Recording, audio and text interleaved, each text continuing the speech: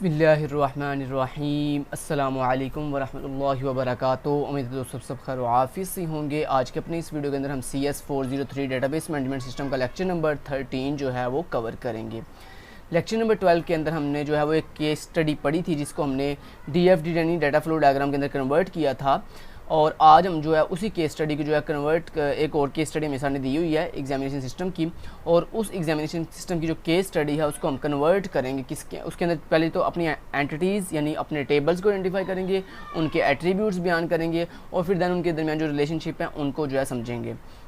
अगर आपने हमारे चैनल की ST लर्निंग को अभी तक सब्सक्राइब नहीं किया तो फटाफट सब्सक्राइब भी कर लीजिए और साथ बने बेल के आइकन के ऊपर क्लिक करके ऑल नोटिफिकेशन ऑन कर दीजिए। अगर वीडियो थोड़ी सी भी अच्छी लगे तो वीडियो को लाइक करके कमेंट ज़रूर कीजिएगा, इससे हमें पता चलता है कि आपको कितनी वीडियो जो है वो अच्छी लगी है। इसके साथ ही साथ दोस्तों अपने दोस्तों तक इस वीडियो को ज़रूर शेयर किया करें ताकि हर इंसान का फ़ायदा हो सके। तो सबसे पहले दोस्तों जब भी आप रिलेशनल डेटाबेस मॉडल तैयार करते हो तो उसके अंदर क्या होता है, हम ERD यानी एंटिटी रिलेशनशिप डायग्राम तैयार करते हैं। अब एंटिटी रिलेशनशिप डायग्राम के अंदर सबसे पहले आपको अपनी तमाम की तमाम एंटिटीज़ का पता होना चाहिए। एंटिटीज़ मीन टेबल्स, कि आपने अपने डेटाबेस के अंदर कौन कौन से टेबल जो हैं वो बनाने हैं, और टेबल किसका बनता है, आपकी एंटिटी का टेबल बनता है। तो एंटिटी टाइप कहते हैं किसी भी एंटिटी के नाम को एंटिटी टाइप कहते हैं। तो कहता है identification of entity types of the examination system. कहता है सबसे पहले आप क्या करो कि आपके पास एक एग्जामिनेशन सिस्टम है, और उस एग्जामिनेशन सिस्टम में आप जो अपनी तमाम की तमाम एंटिटीज़ को अलग करो,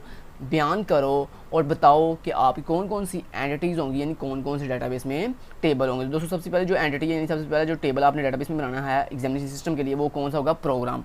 कि मैं आप अपने एग्जामिनेशन सिस्टम में कौन कौन से प्रोग्राम जो है वो ऑफ़र कर रहे हैं। अब उस प्रोग्राम जो एंटिटी है वो जो प्रोग्राम टेबल होगा उसमें कौन कौन से एट्रीब्यूट होंगे, कौन कौन से कॉलम होंगे। तो पहला होगा प्रोग्राम का कोड। प्रोग्राम का कोड मतलब जैसे हम कहते नहीं है ये, जैसे हम कहते हैं स्टूडेंट की ये ID, ऐसे प्रोग्राम की वगैरह कोड मीन प्रोग्राम ID। उसके बाद मैक्सिमम ड्यूरेशन कि आपने प्रोग्राम कितनी देर पढ़ाना है। उसके बाद नंबर ऑफ सेमेस्टर्स कि ये प्रोग्राम कितने सेमेस्टर में पढ़ाया जाए, किस सेमेस्टर में यहाँ पढ़ाया जाएगा। उसके बाद प्रोग्राम लेवल मीन ये प्रोग्राम का लेवल कौन सा है, मतलब इसको BS में पढ़ाया जाएगा, इसको MCS में पढ़ाया जाएगा, PhD में पढ़ाया जाएगा, कौन सा लेवल है इसका, ठीक है। तो ये लेवल आता है। तो अब यहाँ पे दोस्तों मुझे ये बताएं ये चार एट्रीब्यूट्स मैंने आपको बताए, इन चारों में से प्राइम आपको मैंने बताया वैसे पहले कीज़ डिफरेंट तरह की। प्राइमरी की क्या होती है, तो किसी भी टेबल के अंदर प्राइमरी की वो होती है जो उस टेबल के अंदर एक ऐसा कॉलम जिसकी वैल्यू हमेशा यूनिक होती है, जिसकी वैल्यू हमेशा नॉट नल होती है, उसको हम कहते हैं प्राइमरी की। अब यहाँ पे जो मैक्सिमम ड्यूरेशन है वो कॉमन हो सकती है, डुप्लीकेट हो सकती है, नंबर ऑफ सेमेस्टर भी डुप्लीकेट हो सकते हैं, प्रोग्राम का लेवल भी डुप्लीकेट हो सकता है दोस्तों, लेकिन प्रोग्राम का जो कोड है ये डुप्लीकेट नहीं होगा। सो इसलिए प्रोग्राम कोड यहाँ पे क्या है, एक इस टेबल की यानी आपकी इस प्रोग्राम टेबल की जो कॉलम है प्रोग्राम कोड, ये क्या है यहाँ पे इस टेबल में प्राइमरी की होगा। नेक्स्ट दोस्तों जो दूसरी हमारे पास एंटिटी या जो दूसरा टेबल हम डेटाबेस में बनाएंगे वो है जी स्टूडेंट। तो स्टूडेंट हमारे पास एक दूसरी एंटिटी है। अब स्टूडेंट के अंदर कौन कौन से एट्रीब्यूट होंगे, स्टूडेंट का रजिस्ट्रेशन नंबर होगा, स्टूडेंट का नेम होगा, स्टूडेंट का फादर नेम होगा, स्टूडेंट की डेट ऑफ बर्थ होगी, स्टूडेंट का फ़ोन नंबर होगा, स्टूडेंट का GPA होगा मतलब ग्रेड पॉइंट एवरेज होगा, और उसके बाद स्टूडेंट का जो है सब्जेक्ट क्या डिटेल होगी। अब यहाँ पे दोस्तों जो स्टूडेंट का रजिस्ट्रेशन नंबर है ये क्या है, ये यूनिक, आपको पता है ना हर स्टूडेंट का रजिस्ट्रेशन नंबर दूसरे स्टूडेंट से यूनिक होता है। तो यहाँ पे स्टूडेंट टेबल के अंदर जो रजिस्ट्रेशन टेबल है ये यहाँ पे क्या होगी, एज ए प्राइमरी की होगी। और इसके अलावा जो स्टूडेंट का GPA और स्टूडेंट का सब्जेक्ट डिटेल है ये यहाँ पे क्या मल्टी वैल्यूड एट्रीब्यूट है। ये मल्टी वैल्यूड एट्रीब्यूट क्यों है, क्योंकि दोस्तों देखो जब आप स्टूडेंट का GPA फाइंड करते हो तो कैसे फाइंड होता है, उसके लिए आपके पास डिफरेंट सब्जेक्ट का GPA होना चाहिए, मतलब ग्रेड पॉइंट होना चाहिए। जब उस ग्रेड पॉइंट को आप मिलाते हो तो फिर देना आपके पास क्या फाइंड हो जाता है, GPA। तो यानी GPA आप डिफरेंट एट्रीब्यूट्स की वैल्यू को मिलाकर जो है वो फाइंड कर रहे हो। तो मैंने आपको ये समझाया हुआ है कि जब आप किसी भी एक ऐसा एट्रीब्यूट जो मल्टीपल एट्रीब्यूट को मिलाकर बनता है उसे हम कहते हैं मल्टी वैल्यूड एट्रीब्यूट, यानी जिसमें मल्टीपल वैल्यूज आने के चांस होते हैं उसको कहते हैं मल्टी वैल्यूड एट्रीब्यूट। ओके, इसी तरह स्टूडेंट सब्जेक्ट डिटेल। अब स्टूडेंट की सब्जेक्ट डिटेल में दोस्तों जो है डिफरेंट चीज़ें आएंगी। स्टूडेंट की सब्जेक्ट डिटेल से मुराद मतलब स्टूडेंट का रजिस्ट्रेशन, ये किस स्टूडेंट की सब्जेक्ट डिटेल है, इसमें कौन कौन सब्जेक्ट होंगे, इसके मिड टर्म के मार्क्स कितने हैं, फाइनल टर्म के मार्क्स कितने हैं। तो ये इसलिए ये क्या जी मल्टी वैल्यू एट्रीब्यूट है, मतलब एक ऐसा ये एट्रीब्यूट है जिसमें मल्टीपल वैल्यूज़ आने के चांस हैं, उसे कहते हैं मल्टी वैल्यू एट्रीब्यूट। नेक्स्ट जो आपके पास तीसरे नंबर पर एंटिटी इस प्रोजेक्ट के अंदर आएगी वो है जी टीचर। तो टीचर एक तीसरा टेबल है जिसमें कौन कौन सी आपके पास एट्रीब्यूट हैं, टीचर का रजिस्ट्रेशन नंबर है, टीचर का नेम है, टीचर का फादर नेम, टीचर की क्वालिफिकेशन कितनी है, टीचर का एक्सपीरियंस कितना है, और टीचर की सैलरी क्या है। अब यहाँ पे दोस्तों जो स्टूडेंट टीचर का रजिस्ट्रेशन नंबर है कि यहाँ पे क्या होगा, यूनिक होगा। तो यहाँ पे ये क्या है, इस टेबल में टीचर टेबल के अंदर जो टीचर का रजिस्ट्रेशन नंबर है ये यहाँ पे प्राइमरी की है। ओके, अब दोस्तों जो टीचर के यहाँ पे एक एट्रीब्यूट है एक्सपीरियंस, ये एक्सपीरियंस एट्रीब्यूट एक मल्टी वैल्यूड एट्रीब्यूट है। ऐसा क्यों? क्योंकि आपको पता है दोस्तों एक टीचर के पास मल्टीपल एक्सपीरियंस हो सकते हैं। मतलब उस टीचर ने जो है वो पंजाब कॉलेज में पढ़ाया, उस टीचर ने जो है स्पीरिट कॉलेज में पढ़ाया, उस टीचर ने जो है एस्पायर कॉलेज में पढ़ाया। तो ऐसे डिफरेंट जगहों पर उसका जो एक्सपीरियंस है जब वो मिलेगा तो मतलब डिफरेंट वैल्यूज है ना एक्सपीरियंस के पास। तो जब आपको मैंने बताया हुआ किसी एट्रीब्यूट में मल्टीपल वैल्यूज आती हैं तो उसको कहते हैं मल्टी वैल्यूड एट्रीब्यूट। ओके जी, नेक्स्ट आता है जी हमारे पास चौथा जो टेबल आ रहा है यहाँ पे वो क्या है जी, कोर्स टेबल, कोर्स एंटिटी। अब इस कोर्स के अंदर कोर्स का कोड होगा, एट्रीब्यूट कोर्स का नेम होगा, कोर्स की प्री रिक्वायरमेंट मतलब कौन कौन सी, मतलब इस कोर्स को पढ़ने से पहले आपको कौन कौन से कोर्स पढ़ना जरूरी है, इसको कहते हैं कोर्स की प्री रिक्वायरमेंट्स। ओके जी, उसके बाद कोर्स ऑफर्ड इन के मतलब कोर्स कब ऑफर किया गया है, ठीक हो गया। तो कोर्स ऑफर्ड इन के अंदर ये भी एक मल्टीपल एट्रीब्यूट है, मतलब इसमें भी मल्टीपल वैल्यू आने के चांस हैं। मतलब कोर्स कब ऑफर हुआ, कोर्स का ये कोर्स किस प्रोग्राम में पढ़ाया जाएगा, कोर्स किस सेमेस्टर में पढ़ाया जाएगा। तो ये सारे क्या मल्टीपल वैल्यूज हैं। मतलब एक एट्रीब्यूट में आप मल्टीपल वैल्यू स्टोर करोगे तो इसको कहते हैं मल्टी वैल्यूड एट्रीब्यूट। नेक्स्ट हमारे पास अगला जो टेबल आ रहा है, जो अगली एंटिटी आ रही है वो है जी सेमेस्टर एंटिटी। अब इस सेमेस्टर भी एक टेबल बनेगा और इस सेमेस्टर टेबल के अंदर आपके पास कौन कौन सी एंटिटीज़ होंगी, वो हैं जी सेमेस्टर का नेम, सेमेस्टर की स्टार्ट डेट और सेमेस्टर की एंड डेट। तो यहाँ पे सेमेस्टर का जो नेम है वो यहाँ पे क्या होगा, प्राइमरी की होगी, क्योंकि सेमेस्टर का नेम जो है वो यूनिक होता है।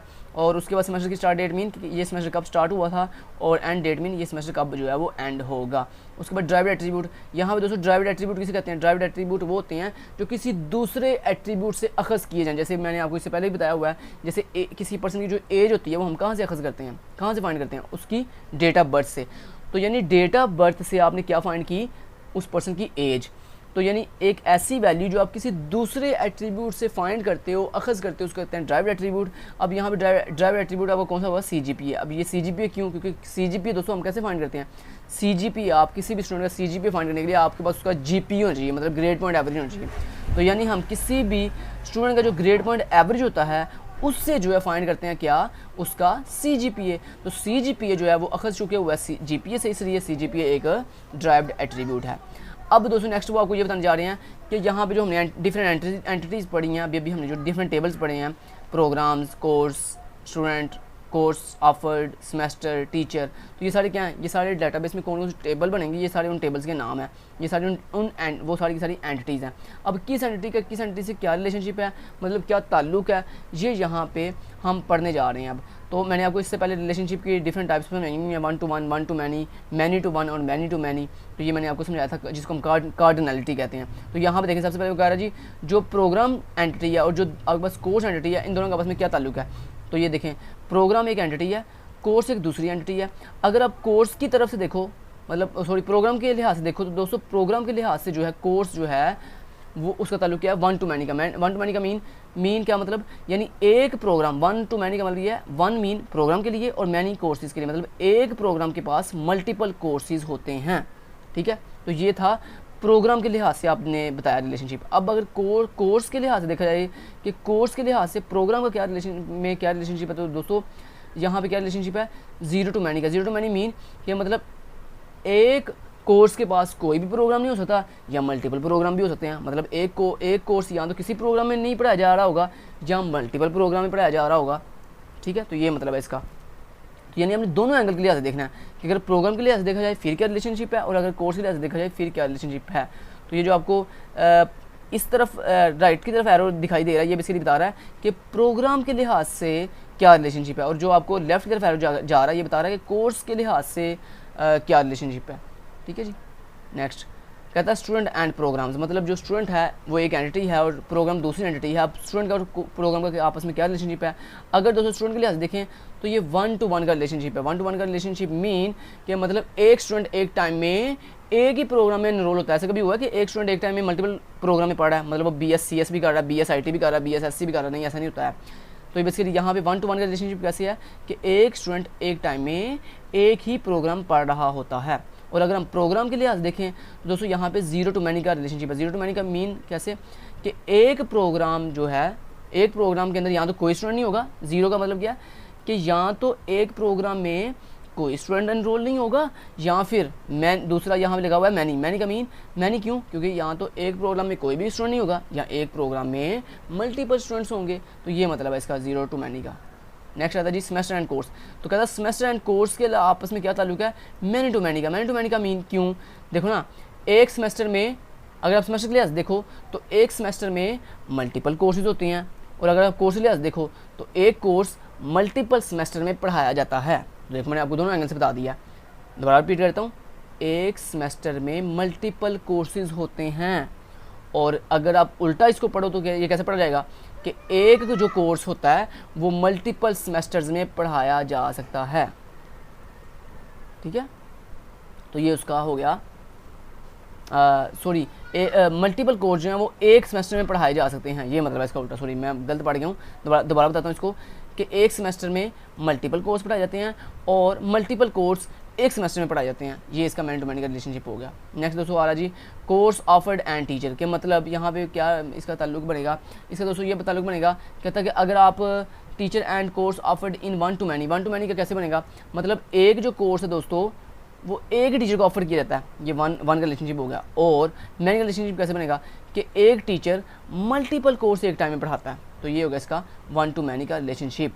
नेक्स्ट आ जाते हैं और एक बात स्टूडेंट एंड कोर्स ऑफर्ड का, तो एक कोर्स को एक स्टूडेंट को मल्टीपल कोर्स ऑफर किए जा सकते हैं, और मल्टीपल कोर्स मल्टीपल स्टूडेंट्स को ऑफर किए जा सकते हैं। ठीक है जी, तो इसका आपस में क्या ताल्लुक है, स्टूडेंट का और कोर्स ऑफर का आपस में मैनी टू मैनी का रिलेशनशिप है। मैनी टू मैनी का रिलेशनशिप कैसे बना वो मैंने आपको बता दिया कि एक स्टूडेंट मल्टीपल कोर्स एक टाइम में पढ़ता है, और एक कोर्स जो है वो मल्टीपल स्टूडेंट्स को ऑफर किया जाता है, तो ये होगा मैनी टू मैनी का रिलेशनशिप। नेक्स्ट आ जाता है हमारे पास सेमेस्टर एंड स्टूडेंट का रिलेशनशिप।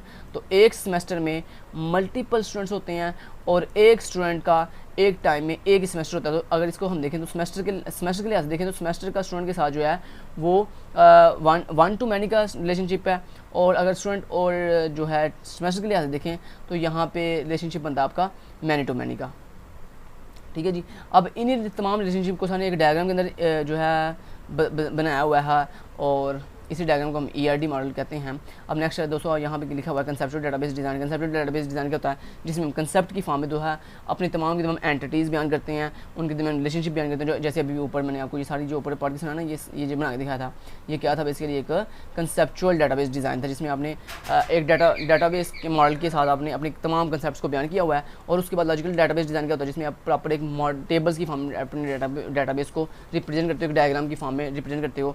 तो ये था logical database design. Thank you so much, till then guys, take care, अल्लाह हाफिज़।